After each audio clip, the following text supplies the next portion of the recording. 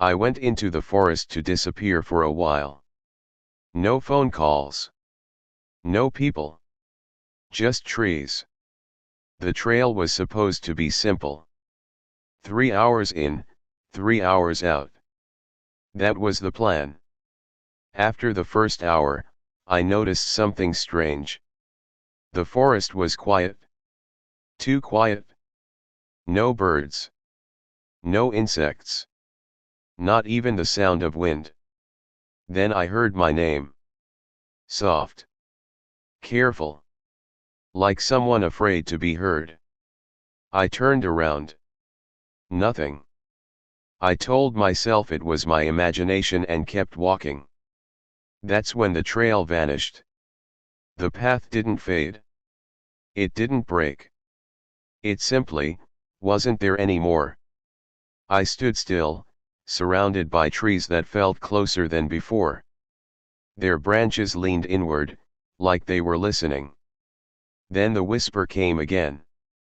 Don't stop. This time, it wasn't my voice. I walked. Every direction felt wrong, but stopping felt worse. The trees began to look distorted, taller, thinner, twisted in unnatural ways. That's when I noticed the marks. Symbols carved into the bark. Old. Deep. Every tree had them. As the light faded, the forest began to change. The ground felt softer, like it was breathing beneath my boots. The air grew heavy. I saw a figure between the trees. Tall. Too thin. Standing perfectly still. I tried not to look at it. The whisper returned, closer now. It sees you. My flashlight flickered. When it came back on, the figure was closer. I ran. The forest no longer felt endless, it felt closed. Like walls moving inward. I tripped and fell into a small clearing. In the center was a circle of stones. Inside the circle, bones. Human bones. Arranged neatly. I backed away slowly. That's when I heard breathing. Not behind me. Inside my head. You heard us, it said. And now you belong to the forest. I screamed. I woke up at dawn, lying on a road miles away. Search teams said I wandered out during the night. They said I was dehydrated. Confused. They were wrong. Because sometimes, late at night, I still hear the whispers. And they're not coming from outside. They're coming from between my thoughts. The map said the trail was abandoned. That should have been my first warning. I entered the forest just after dawn. The air smelled wet and old, like rain that never dried. Every step felt heavier than the last, as if the ground didn't want me there. An hour in, I noticed something unsettling. The forest wasn't random. The trees stood in lines. Too straight. Too intentional. I stopped to take a photo.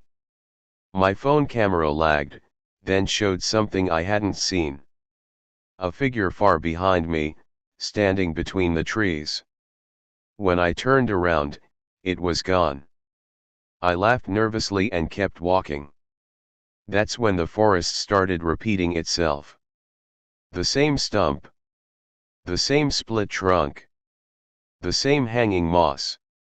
I checked the map again. The trail marker now pointed backwards. As the sun climbed higher, the forest grew darker. Light filtered down in narrow beams, like bars of a cage. Then I heard the tapping. Not footsteps. Not branches. Fingers. They tapped against bark, slowly moving from tree to tree. Circling me. I called out. My voice sounded wrong, muffled, distant, like it didn't belong to me anymore. The tapping stopped. A voice answered, calm and patient. You're walking where you already walked. I ran. Branches tore at my arms. Roots twisted under my feet. No matter how fast I moved, the forest stayed the same distance away. I burst into a clearing. In the center stood a massive tree, wider than any I'd ever seen. Its trunk was covered in carvings, names, dates, symbols. All carved inward. At the base of the tree, I saw belongings. Backpacks. Shoes. Phones. I recognized one of them. It was mine. Behind me, the tapping returned faster now. Closer. The voice spoke again, right beside my ear. The forest remembers everyone who walks too far. The tree's bark began to move. Not sway. Open. I woke up at dusk, lying at the forest's edge. Authorities said I must have turned around early. They said there was no massive tree. No carvings. But last night, when I checked my phone, I found a new photo. It showed the forest. And me. Standing inside it. I never believed forests were alive. Not until I spent one night inside Black Pine Forest. People around the town warned me. They said the forest doesn't hunt bodies. It hunts attention. I laughed it off. I entered the forest just before sunset, carrying a flashlight, a backpack, and my phone. At first, everything felt normal. Birds. Wind. Trees. Then I noticed something strange. No matter which direction I walked, the forest looked exactly the same. Same broken tree. Same rock shaped like a chair. Same path. I checked my phone. No signal. The time was frozen at 6:43 p.m. That's when I heard it. Not a growl. Not a scream. Footsteps. Slow. Careful. Matching my pace. I stopped walking. The footsteps stopped too. I whispered, "Hello." The forest answered. Every sound around me went silent. Then my own voice whispered back from deep between the trees. "Don't turn around." My heart started pounding. I ran. Branches scratched my face. Roots grabbed my feet. Behind me, the footsteps became faster. Suddenly, I burst into a clearing. In the center stood a small wooden cabin. Its door was open. Inside, the air was warm. Too warm. On the wall, there were carvings. Tallies. Hundreds of them. Names were carved beneath each tally. Some were old. Some were fresh. One name wasn't finished yet.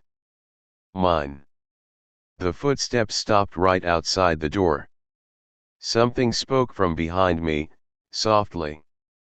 "You noticed us." The lights went out. I woke up at sunrise. Lying at the edge of the forest. Rescue teams said I was lucky. They said no one survives a night in Black Pine. But they're wrong. Sometimes, when I close my eyes, I can still feel the forest looking back at me. Waiting.